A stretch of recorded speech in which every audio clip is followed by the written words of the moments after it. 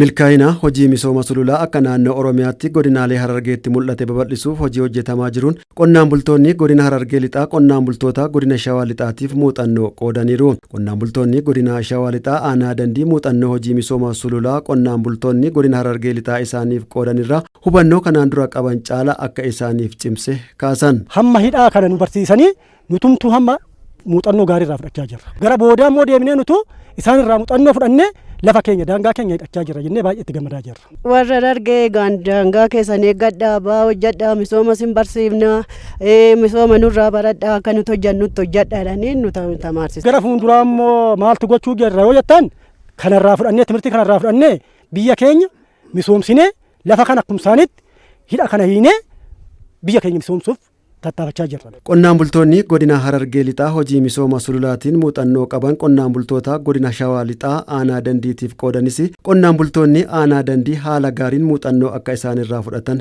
dubbatu. Tara durallee hoggaa sadii dhufne muuxannoon asitti dabarsuu dhufne daaga ittisa biyyee kana daaga kana yooniif sirritti tajaajiltee yoo qabde maraqni dachiidhaa siifafaa timnichittafaa dachiin furdataa deemti jechuudha. Lafti silaa bareedaadhaa sii kun sirritti biyya yoo jalaa hambiftee haalaan tajaajila kanna.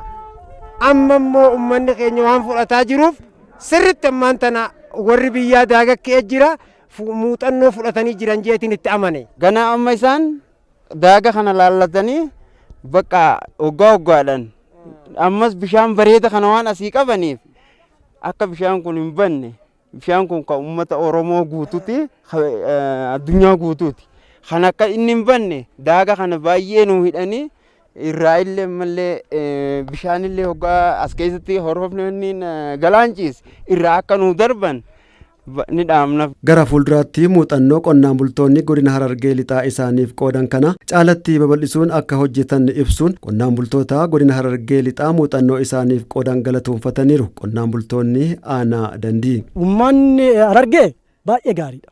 Baay'ee nama timirtii nama ogummaa qabudha. Baay'ee galatoomanii hin jaalannaa.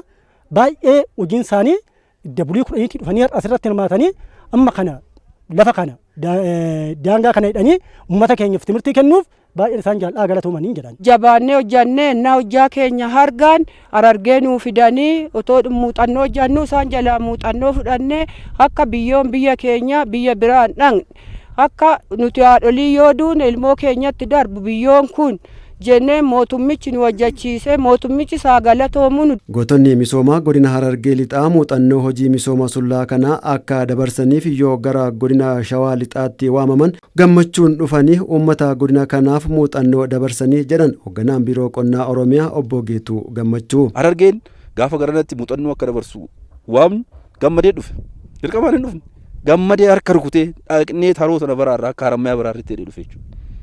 Yoo hin dhufee halkaniif guyyaa hojjetee uummata naannoo kana hojii barsiisee jira jechuudha. Muuxannoo kenneef jira jechuudha. Kanaan booda namni ofirra ofiisaatiif ciisuudha barbaade malee deebi'ee too duubatti wanti isa deebisuu hin jiraatu jechuudha. Kanaaf hojii qabeenya uumamaa yeroo hunda gaafa hojjennu hojiin qabeenya uumamaa hojii qonnaa hundaafiyyuu madda.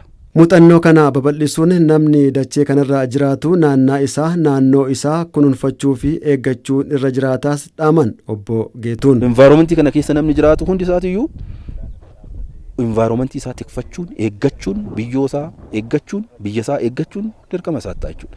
Kana akkasitti nutis otoo halkaniif guyyaa otoo dadhabin jennu inni hin qofforaa miti.